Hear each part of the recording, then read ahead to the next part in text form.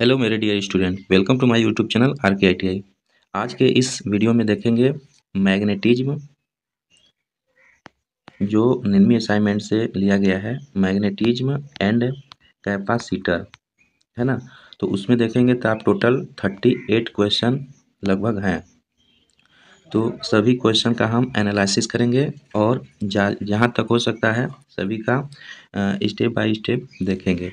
तो देर न करते हुए वीडियो को स्टार्ट करते हैं। अगर आप हमारे चैनल पर पहली बार विजिट कर रहे हैं तो कृपया हमारे चैनल को ज़रूर सब्सक्राइब करिए, ताकि हम ऐसे वीडियो अब हमेशा अपलोड करते रहेंगे और आपका एग्ज़ाम ख़त्म होने के बाद फर्स्ट ईयर और सेकेंड ईयर का क्लास भी लेकर आएंगे, ठीक है, थ्योरी का। तो चलिए देर न करते हुए वीडियो को स्टार्ट करते हैं। तो देखिए, सबसे पहले मैग्नेट। मैग्नेट का आप नाम सुने हैं। मैग्नेट क्या होता है? मैग्नेट देखिए, एक होता है नेचुरल मैग्नेट, ठीक है, और एक होता है आर्टिफिशियल मैग्नेट। तो नेचुरल मैग्नेट क्या होता है? नेचुरल मैग्नेट जो प्राकृतिक रूप से मिलता है ना, जैसे लेड स्टोन ये सब पत्थर होता है, इससे मिलता है। और दूसरा होता है आर्टिफिशियल मैग्नेट, जो कृत्रिम चुंबक होता है। कृत्रिम चुंबक दो प्रकार का होता है, एक परमानेंट मैग्नेट होता है, दूसरा होता है टेम्परोरी मैग्नेट। Temporary magnet. तो जो परमानेंट मैग्नेट होता है एल निको होता है। एल निको मतलब एल्युमिनियम, निकिल, कोबाल्ट। और जो टेम्परेरी मैग्नेट होता है वह इसे हम इलेक्ट्रोमैग्नेट भी बोलते हैं, है ना। इसमें जब इलेक्ट्रिक करंट को देते हैं तो यह मैग्नेट बन जाता है, जब इलेक्ट्रिक करंट को हटा लेते हैं तो मैग्नेट का गुण खो देता है। और परमानेंट मैग्नेट क्या होता है? इसमें हमेशा मैग्नेटिक गुण बना रहता है ना।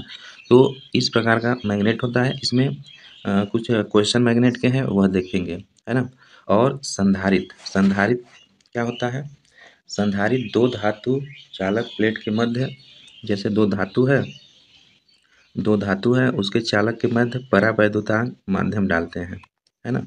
परावैद्युतान माध्यम डालते हैं तो जो विद्युत की मात्रा आवेश को विद्युत विभव के गुणक में संचय करता है, इसके बीच में जो स्टोर करता है ना, संचय करता है, स्टोर करता है, और आवश्यकता पड़ने पर हमें वितरित करता है, ठीक है, वही संधारित्र कहलाता है। आवश्यकता पड़ने पर हमें वितरित करता है। आप लोग देखेंगे एक संधारित्र आप लिखिएगा, उसका जो है सॉकेट में थोड़ा सा दोनों जो उसका वायर होता है सॉकेट में डालिएगा, फिर निकाल लीजिएगा, तो उसके बीच में देखेंगे तो चार्ज अवेलेबल हो जाता है ना। उसको डिस्चार्ज करने के लिए ये जो दोनों वायर होता है इसको आपस में शॉर्ट करना पड़ता है, तब ये फुली डिस्चार्ज हो जाता है। तो ये रहा कैपेसिटर। तो कैपेसिटर और मैग्नेटिज्म, इसके बारे में इस चैप्टर में, इस वीडियो में सभी को देखेंगे। तो चलिए क्वेश्चन पहला देखते हैं। परिपथ की कुल संधारित्र की गणना करिए।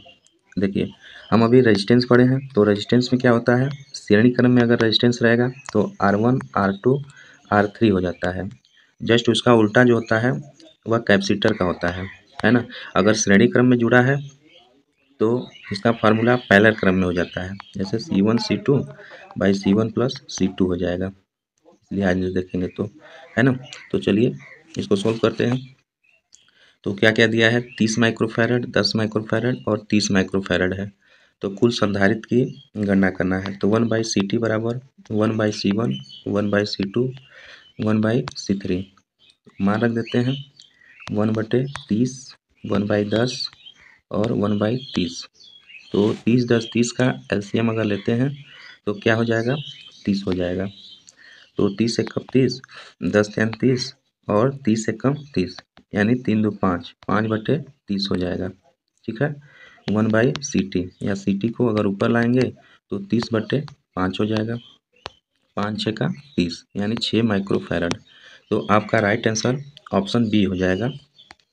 चार ऑप्शन देख सकते हैं, तो राइट आंसर ऑप्शन बी हो जाएगा, माइक्रोफैरड, है ना। चलिए अगला क्वेश्चन देखते हैं। संधारित्र की इकाई क्या होती है? तो संधारित्र की इकाई आप याद रखेंगे फैरड होती है ना, फैरड या माइक्रोफैरड होती है। अगला क्वेश्चन है, एक संधारित्र का धारिता मान क्या होगा यदि 35 वोल्ट के लिए 0.5 कूलम आवेश की आवश्यकता होती है? तो संधारित्र का जो फार्मूला होता है C बराबर Q इंटू V होता है। ये फार्मूला इंपॉर्टेंट है, याद रखेंगे। तो इसमें हम फिट कर देते हैं। देखिए V बराबर दिया है 35 वोल्ट और Q बराबर दे दिया है 0.5 कूलम। तो मान रख देंगे 35 इंटू 0.5, ठीक है। तो क्या हो जाएगा 50 25 और 5 3 15 2 17, यानी कितना हो जाएगा Q बराबर C भी होता है, C भी Q बराबर C भी होता है। तो हमें C का मान ज्ञात करना है, तो C बराबर क्या हो जाएगा Q बटा V, बस इसी में मान रख देने हैं, है ना। तो वो थोड़ा मिस्टेक फार्मूला लिखा गया था, राइट फार्मूला ए है, इसे आप याद रखेंगे। Q बराबर C भी होता है। तो C का मान ज्ञात करना है, संधारित्र का मान। Q का मान दे दिया है 0.5 रख देते हैं। उसके बाद V का मान दिया है 35, इसी को सोल्व कर देते हैं। तो सोल्व जब करेंगे तो ऑप्शन आपका ए आ जाएगा 0.014 फैरड, ऑप्शन ए सही हो जाएगा, ठीक है। सोल्व कर लीजिएगा आप। अगला क्वेश्चन है, संधारित्र के मान को कैसे कम किया जा सकता है। Increase the plate area, b increase the resistance of the plate, या c increasing the distance between the plate, या using high dielectric constant material. Capacitor का होता है संधारित्र का C बराबर एप्सिलॉन 0 ए बाई डी होता है ना। तो इस पे आपका आराम से लग जाएगा, मिल जाएगा। देखिए संधारित्र के मान को कैसे कम किया जाता है, तो इस फार्मूले के हिसाब से हम देखेंगे तो C समानुपाती A होता है, ठीक है, और व्युत्क्रमानुपाती D के होता है। तो D का मान जब बढ़ेगा तो C का मान घट जाएगा कैपेसिटेंस का। तो बस इसी पे देख लेते हैं संधारित्र का मान को कैसे कम किया जाएगा। तो ऑप्शन सी में देखते हैं, प्लेट के मध्य की दूरी बढ़ाकर, यानी सी इन्वर्सली डी है, तो इसकी दूरी जो है बढ़ा देते हैं तो कैपेसिटर का मान घट जाएगा। तो ऑप्शन सी आपका सही हो जाएगा। चलिए अगला क्वेश्चन देखते हैं। क्वेश्चन बोल रहा है परावैद्युतांक चुंबक कौन सा होता है ना। परावैद्युतांक यानी विच इज द डायामैग्नेटिक सब्सटेंट। पहला एयर है, दूसरा स्टील, वाटर, प्लेटिनम। तो दोस्तों ऑप्शन सी वाटर जो होता है बिल्कुल सही हो जाएगा। वाटर आपका परावैद्युतांक होता है। देखिए मैग्नेट में तीन प्रकार का होता है।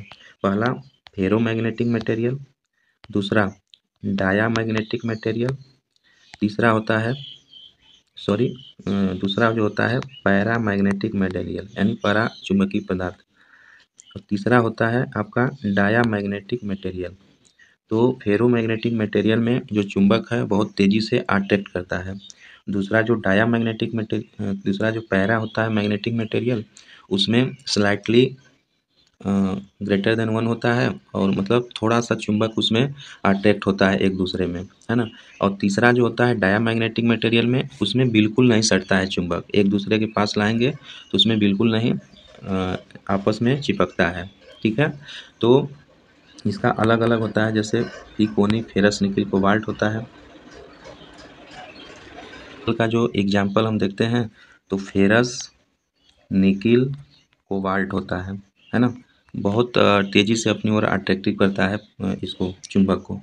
और पैरा क्या होता है, यानी पैरा चुंबकीय मटेरियल क्या होता है, पैरामैग्नेटिक मटेरियल, ये स्लाइटली अपनी ओर जो है अट्रैक्टिव करता है। जो एग्जाम्पल होता है अनुचुंबकीय पदार्थ का, जो एग्जाम्पल होता है जैसे एल्युमिनियम हो गया, कॉपर हो गया, मैग्नेटिक हो गया, या ऑक्सीजन हो गया, प्लेटिनम हो गया, ये सब जो है अनुचुंबकीय पदार्थ का एग्जाम्पल है पैरामैग्नेटिक मटेरियल का। तीसरा होता है डायामैग्नेटिक मटेरियल। तो डायामैग्नेटिक मटेरियल क्या होता है, प्रतिचुंबकीय पदार्थ जिसे बोलते हैं, वह बिल्कुल नहीं अपनी ओर अट्रैक्टिव करता है। जैसे आपका सिल्वर हो गया, उसके बाद मरकरी हो गया, लेड हो गया, टीन हो गया, ब्रास हो गया, और वाटर हो गया। ये सब जो है अपनी ओर बिल्कुल नहीं अट्रैक्टिव करते हैं, ठीक है। तो ये प्रॉपर्टीज है मैग्नेट का। तो क्वेश्चन के हिसाब से इसका आंसर वाटर सी हो जाएगा, है ना। डायामैग्नेटिक मटेरियल सब्सटेंस सी वाटर हो जाएगा। चलिए अगला क्वेश्चन देखते हैं। कौन सा कारक विद्युत चुंबकीय ध्रुवता को प्रभावित करता है। पहला length of coil, direction of circuit, state of current, या चौथा state of the magnetic field. तो राइट आंसर ऑप्शन बी हो जाएगा, डायरेक्शन ऑफ करंट, है ना। धारा की जो दिशा होती है उसके कारण विद्युत चुंबक की ध्रुवता को प्रभावित होता है ना। धारा की दिशा, ऑप्शन बी सही हो जाएगा। अगला क्वेश्चन है, चुंबकीय वाहक बल की इकाई क्या होती है? तो चुंबकीय वाहक बल यानी magnetomotive force, F, magnetomotive force का जो होता है एम्पियर टन होता है ना। ऑप्शन सी बिल्कुल सही हो जाएगा, एम्पियर टन होता है मैग्नेटोमोटिव फोर्स का जो यूनिट। अगला है क्वेश्चन, यदि तीन प्रेरकत्व L1, L2, L3 सीरीज में जुड़े हैं तो कुल प्रेरकत्व क्या होगा? तो L1, L2, L3 जो है अगर श्रेणी में जुड़े हैं तो L1 plus L2 plus L3 हो जाएगा, सेम रेजिस्टेंस की तरह इंडक्टेंस का होता है, प्रेरक का होता है। तो ऑप्शन बी सही हो जाएगा। यही समांतर में होता तो क्या हो जाता, 1/LT बराबर 1/L1 plus 1/L2 plus 1/L3 हो जाता है ना। तो यहाँ पे श्रेणी के लिए बोल रहा है तो ऑप्शन बी सही हो जाएगा। चलिए अगला क्वेश्चन देखते हैं। अगला क्वेश्चन हमारा दोस्तों, परमियंस की इकाई क्या है? What is the unit of परमियंस, है ना। पहला एम्पियर टन, दूसरा वेबर पर एम्पियर टन, तीसरा एम्पियर टन पर वेबर, चौथा वेबर बटे स्क्वायर मीटर। तो राइट आंसर ऑप्शन बी हो जाएगा, वेबर पर एम्पियर टन, है ना, वेबर पर एम्पियर टन। परमियंस क्या होता है? रेसिप्रोकल ऑफ, ये होता है रेसिप्रोकल ऑफ जो उसमें जिस तरह विद्युत में करंट होता है और उसका अपोजिट क्या होता है, रेजिस्टेंस होता है। तो इसमें जो होता है विद्युत में, मैग्नेट में क्या होता है, रेजिस्टेंस होता है। तो परमियन जो होता है अपोजिट होता है रिलक्टेंस का, है ना। तो परमियंस ये हेल्प करता है मैग्नेटिक फ्लक्स को बहने में, है ना। तो इसका जो मात्रक होता है वेबर बटा एम्पियर टर्न होता है। ऑप्शन बी सही हो जाएगा। अगला क्वेश्चन है, which rule is applied to find the direction of magnetic field in solenoid coil. आगे है, सोलेनाइड कॉयल में कुंडली में चुंबकीय क्षेत्र की दिशा खोजने के लिए कौन सा नियम लागू किया जाता है? Cork screw rule, right hand palm rule, Fleming left hand rule, Fleming right hand rule. तो दोस्तों ऑप्शन आपका बी बिल्कुल सही हो जाएगा, राइट हैंड पाम रूल। दाहिने हाथ की हथेली का नियम जो है साइनोसॉइडल, ये जो होता है ना सोलेनाइड कुंडली में चुंबकीय क्षेत्र की दिशा खोजने के लिए लागू किया जाता है। ऑप्शन बी सही हो जाएगा। चलिए अगला क्वेश्चन देखते हैं।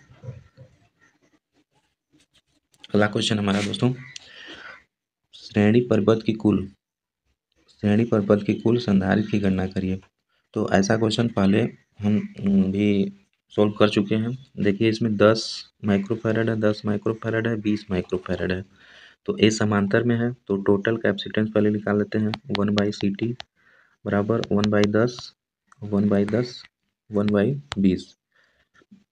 तो 20 हो जाएगा, 10 दूनी 20, 10 दूनी 20, 20 एक कम 20, 2 2 4 1 5, 5/20 आ जाएगा। या CT बराबर ऊपर करेंगे तो 20/5, 5 चौके 20, 4 माइक्रोफैरड टोटल आ जाएगा। वोल्ट दिया है आपका 24 वोल्ट दिया है ना, 24 वोल्ट दिया है। तो हम जानते हैं Q बराबर CV होता है, हटा लेते हैं इसको, Q बराबर CV होता है। तो हमें टोटल कैपेसिटेंस संधारित्र की गणना करना है तो C बराबर Q/V हो जाएगा। तो Q/V हो जाएगा, है ना। तो C बराबर Q/V हो जाता है। संधारित्र की गणना करना है हमें ना श्रेणी पर। तो यहाँ पे संधारित्र की गणना ही करना था ना, इससे मतलब नहीं है वोल्टेज या फिर चार्ज नहीं निकालना है। तो यहाँ 4 माइक्रोफैरड डी निकला था, यही आपका आंसर हो जाएगा। ऑप्शन ए आपका आंसर हो जाएगा, है ना। तो चलिए अगला क्वेश्चन देखते हैं दोस्तों। अगला क्वेश्चन हमारा, श्रृंखला में विभिन्न वोल्टेज रेटिंग संधारित्रकों को जोड़ने से पहले क्या सावधानी बरतनी चाहिए? पहला, सभी कैपेसिटर एक ही निर्माण के होने चाहिए। दूसरा, प्रत्येक कैपेसिटर वोल्टेज ड्रॉप उसकी वोल्टेज रेटिंग से कम होनी चाहिए। तीसरा है, कुल कैपेसिटर का मान संधारित्र के न्यूनतम मान से कम होना चाहिए। चौथा है, प्रत्येक संधारित्र का ब्रेकडाउन वोल्टेज समान होना चाहिए। तो आपका ऑप्शन बी बिल्कुल सही हो जाएगा। प्रत्येक कैपेसिटर वोल्टेज ड्रॉप इसकी वोल्टेज रेटिंग से कम होनी चाहिए। ऑप्शन बी सही हो जाएगा। अगला क्वेश्चन देखते हैं। क्वेश्चन बोल रहा है कौन सा पदार्थ अनुचुंबकीय पदार्थ है ना। पैरामैग्नेटिक मटेरियल कौन सा है। स्प्लिट वायरिंग, दूसरा कॉपर, तीसरा बिस्मथ, चौथा ग्रेफाइट। तो दोस्तों इसका अभी बताए थे, जो कॉपर होता है वह अनुचुंबकीय पदार्थ होता है, पैरामैग्नेटिक सब्सटेंट होता है। ऑप्शन बी सही हो जाएगा। बीएच कर्व में एक्स द्वारा अंकित भाग का नाम बताएं। जो एक्स द्वारा अंकित भाग है इसका नाम क्या है बीएच कर्व में। पहला कोहेसिव, दूसरा सैचुरेशन पॉइंट, तीसरा मैग्नेटाइजिंग फोर्स, चौथा है रेसिडुअल मैग्नेट। तो ऑप्शन ए कोहेसिव होता है, कोहेसिविटी होता है, वही होता है यहाँ पे कोहेसिविटी होता है ना। तो राइट आएगा। अगला क्वेश्चन है विद्युत परिपथ में चालकता के लिए चुंबकीय सर्किट में समान क्या होता है, यानी कंडक्टेंस। कंडक्टेंस का समान क्या होता है, रिलेक्टिविटी होता है, परमियंस होता है, रिलेक्टेंस होता है, या परमिबिलिटी होता है। तो राइट आंसर ऑप्शन बी हो जाएगा, परमियंस होता है। नहीं बताया, जिस प्रकार कंडक्टेंस विद्युत धारा को प्रवाह करने में सहायता देता है, उसी प्रकार परमियंस जो है विद्युत चुंबकीय फ्लक्स को प्रवाहित यानी फ्लक्स को क्रिएट होने में मदद करता है। तो ऑप्शन बी सही हो जाएगा, परमियंस। चलिए अगला देखते हैं क्वेश्चन। रिलक्टेंस की इकाई क्या होती है। तो रिलक्टेंस जिस प्रकार विद्युत में क्या होता है, आई बराबर भी बटे आर होता है। तो आई यानी फ्लक्स हमारा हो जाएगा, इसमें चुंबकीय में भी बराबर एम एफ हो जाएगा। आर बराबर आर यानी ओम है इसमें, और उसमें एस हो जाता है। तो इसी का मान पूछा है, तो आर बराबर एम एम एफ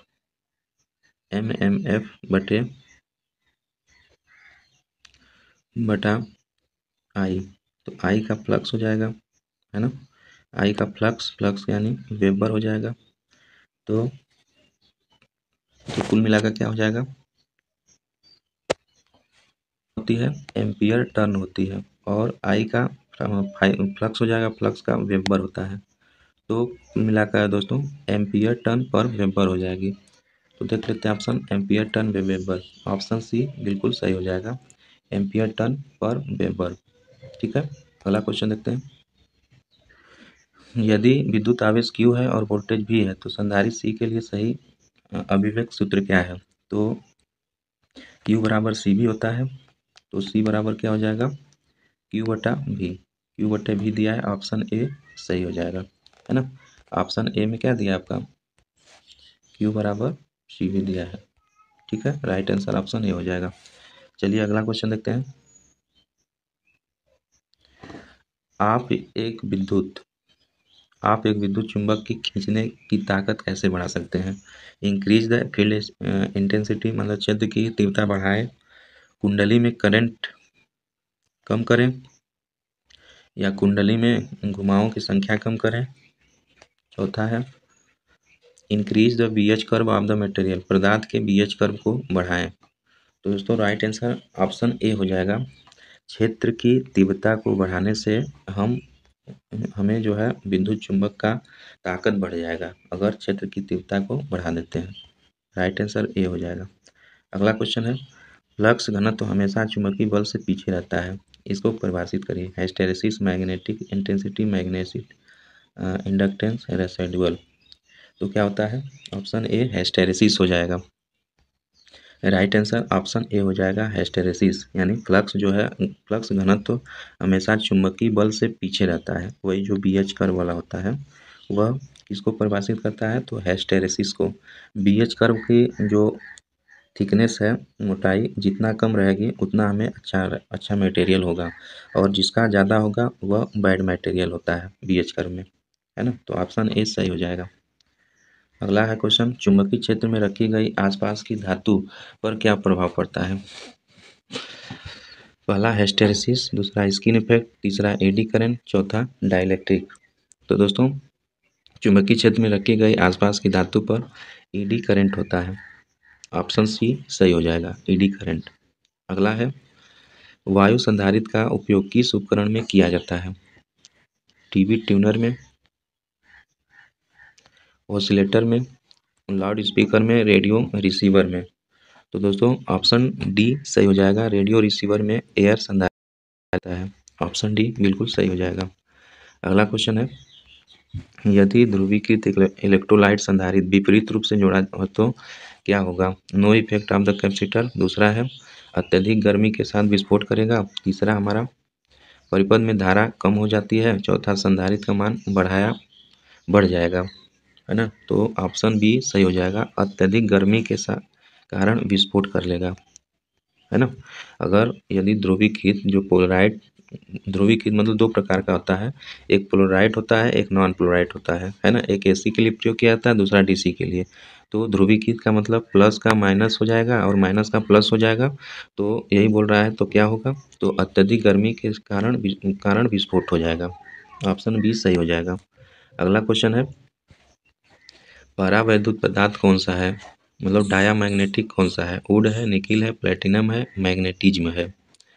तो देखने से मालूम चल जाएगा आपका, वुड लकड़ी है। लकड़ी में कोई मैग्नेट होगा, किसी प्रकार का अट्रैक्टिव या रिपल नहीं करेगा, इसलिए लकड़ी हो जाएगा। क्योंकि डाया में कोई बिल्कुल भी नहीं अट्रैक्टिव करता है मैग्नेट।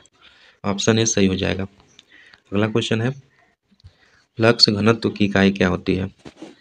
तो फ्लक्स घनत्व की इकाई क्या होती है? टेस्ला, है ना। टेस्ला हो जाएगी फ्लक्स घनत्व। बी बराबर 5/A, इसे टेस्ला भी बोलते हैं। ऑप्शन ए सही हो जाएगा। अगला क्वेश्चन है, बोल रहा है, पदार्थ का बीएच कर्व हिस्टैरिसीस लूप के आकार क्या होते हैं? रिड्यूस ऑफ द मटेरियल, पदार्थ का रिलक्टेंस, पदार्थ की क्षेत्र तीव्रता, पदार्थ की चुंबकीय विशेषता या चुंबकीय सामग्री की खिंचाव।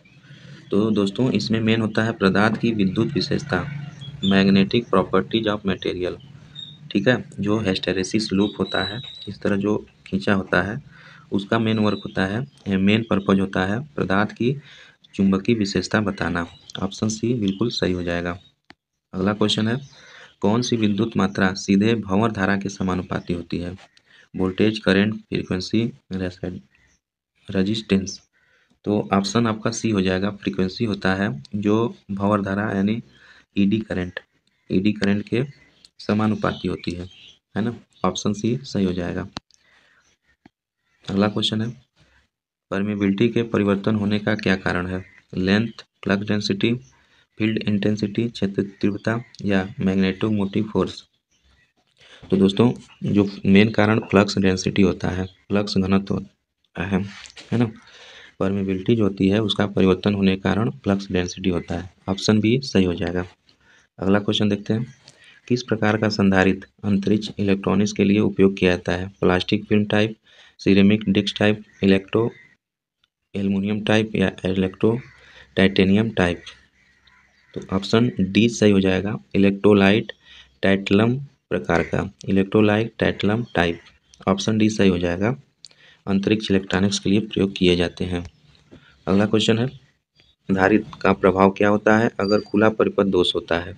इट विल नॉट फंक्शन, यह कार्य नहीं करेगा। दूसरा, यह एक बार में फट जाएगा। तीसरा, यह लीक हो जाएगा। चौथा, यह सामान्य रूप से कार्य करेगा। तो ऑप्शन ए सही हो जाएगा, यह कार्य ही नहीं करेगा। इलेक्ट्रॉनिक संधारित्र का क्या प्रभाव होगा अगर यह खुल जाएगा तो यह कार्य ही नहीं करेगा। तो दोस्तों इसका राइट आंसर ऑप्शन ए हो जाएगा, यह कार्य ही नहीं करेगा। चलिए अगला क्वेश्चन देखते हैं, यदि संधारित्र में प्लेटों की दूरी कम हो जाती है तो संधारित्र का मान में क्या होगा? तो become zero, remain same, decrease, increase. तो हम बताए थे अभी एक formula, epsilon zero A by D होता है, सी बराबर एप्सिलॉन जी बाई डी होता है। तो संधारित्र की प्लेटों की दूरी, यही प्लेट की दूरी है, प्लेट की दूरी कम कर दी जाए, इसको कम कर देंगे तो धारिता का मान बढ़ जाएगा। तो ऑप्शन डी सही हो जाएगा, है ना। चलिए अगला क्वेश्चन देखते हैं, चुंबक की कौन सी विशेषता दर्शाई गई है? तो यह विशेषता कौन सी है चुंबक की दर्शाई गई है? पहला, डायरेक्टिव प्रॉपर्टी, डीसी विशेषता। दूसरा, प्रेरण विशेषता। तीसरा, संतृप्त विशेषता। चौथा है ध्रुव मौजूद विशेषता। तो इसका राइट आंसर ऑप्शन ए हो जाएगा। यह है दिशी विशेषता, है ना, दिशा इंगित करती हुई दिशी विशेषता होती है। ऑप्शन ए सही हो जाएगा। अगला क्वेश्चन है, अनुचुंबकीय पदार्थ कौन सा है? Which is a paramagnetic substance? Air है, नहीं है, स्टील, सी ग्लास, चौथा वाटर। तो राइट आंसर ऑप्शन ए हो जाएगा, एयर। हवा ही हमारा होता है अनुचुंबकीय पदार्थ, है ना। स्टील नहीं होता है, ग्लास नहीं होता है, वाटर नहीं होता है। वाटर क्या होता है? अभी एक क्वेश्चन आया था, यह प्रतिचुंबकीय पदार्थ होता है ना। तो ऑप्शन ए सही हो जाएगा, एयर। वायु जो है पैरामैग्नेटिक सब्सटेंट है। अगला क्वेश्चन देखते हैं, चुंबकीकरण की किस विधि का उपयोग वाणिज्यिक उद्देश्य हेतु अस्थायी चुंबक बनाने में किया जाता है? प्रेरण विधि, एकल फ्लक्स विधि, दोहरी फ्लक्स विधि, विभाजित फ्लक्स, स्पर्श विधि है, फ्लक्स नहीं, स्पर्श विधि। तो दोस्तों राइट आंसर ऑप्शन ए हो जाएगा, प्रेरण विधि। जो प्रेरण विधि होती है, चुंबकीय की वाणिज्यिक उद्देश्य हेतु अस्थायी चुंबक बनाने के लिए प्रेरण विधि प्रयोग किया जाता है ना। ऑप्शन ए सही हो जाएगा। अगला क्वेश्चन है, यदि घुमावों के बीच की दूरी बढ़ाते हैं तो प्रेरण का प्रभाव क्या होगा? बढ़ जाएगा, घट जाएगा, शून्य हो जाएगा और समान रहेगा? तो बढ़ जाएगा। अगर घुमावों की संख्या, नंबर ऑफ टर्न बढ़ा देंगे तो प्रेरण बढ़ जाएगा, अगर घटा देंगे तो घट जाएगा। तो यहाँ पे बढ़ रहा है तो ऑप्शन ए हो जाएगा, इंक्रीज, यानी बढ़ेगा। अगला क्वेश्चन है, संधारित्र में पराविद्युत कुचालक का कार्य क्या होता है? संधारित्र की ताकत बढ़ाना, दूसरा प्लेट के बीच किसी भी धारा प्रवाह को रोकना, तीसरा प्लेट के बीच शॉर्ट सर्किट से बचाना, चौथा संधारित्र में आवेश को लंबे समय तक रखने में सहायता करना।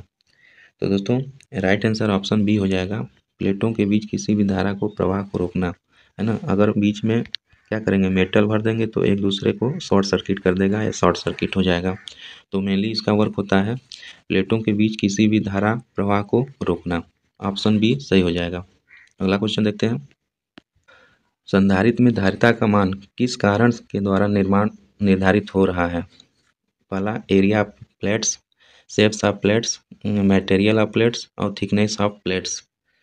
तो स्टूडेंट इसका राइट आंसर ऑप्शन ए हो जाएगा, एरिया ऑफ प्लेट्स।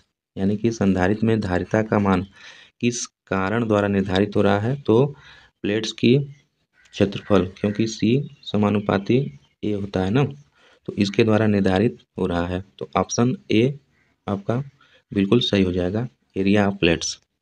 चलिए अगला क्वेश्चन देखते हैं, और ये लास्ट क्वेश्चन है दोस्तों इस वीडियो का और इस चैप्टर का। 9वीं असाइनमेंट का जो क्वेश्चन है, इसमें टोटल 37 क्वेश्चन था जो हम आपके सामने एनालिसिस किए विथ आंसर और क्वेश्चन आंसर के साथ। तो हमारे चैनल पे आप ज़रूर जुड़ाइए और अपने ज़्यादा से ज़्यादा फ्रेंड सर्किल में इसे फॉरवर्ड करिए और इस भाई को मोटिवेट करिए और इसी तरह मोटिवेटेड करते रहिए। आप लोग वीडियो को शेयर करते रहिए और ज़्यादा से ज़्यादा लाभ उठाएं इस वीडियो का, है ना। चलिए लास्ट क्वेश्चन देखते हैं, आरएमएस युग्मन सर्किट में किस प्रकार के संधारित्र का उपयोग किया जाता है? Which type of capacitor are use in RF coupling circuit? पहला टेंटेनम, दूसरा मोनो लिथियम, तीसरा इलेक्ट्रोलाइट, चौथा मेटाडाइज पॉलीप्रोपिलीन। तो राइट आंसर ऑप्शन बी हो जाएगा, मोनोलिथिन। तो मोनोलिथिन का प्रयोग आरएफ सर्किट में संधारित्र उपयोग के लिए किया जाता है ना। तो सही हो जाएगा। तो आज के लिए बस इतना ही दोस्तों। आप वीडियो को ज़्यादा से ज़्यादा यूटिलाइज करिए, देखिए, ठीक है। अपने फ्रेंड सर्किल में फॉरवर्ड करिए और उसे सब्सक्राइब करने के लिए आप बोलिए, ज़्यादा से ज़्यादा लोगों को जोड़िए इस चैनल के माध्यम से, ताकि हम ज़्यादा से ज़्यादा आपको वीडियो अपलोड करें और आप लाभ ले सकें, क्योंकि यह चैनल इलेक्ट्रीशियन के लिए डेडिकेटेड है ना। तो चलिए मिलते हैं नेक्स्ट वीडियो में, तब तक के लिए जय हिंद, जय भारत।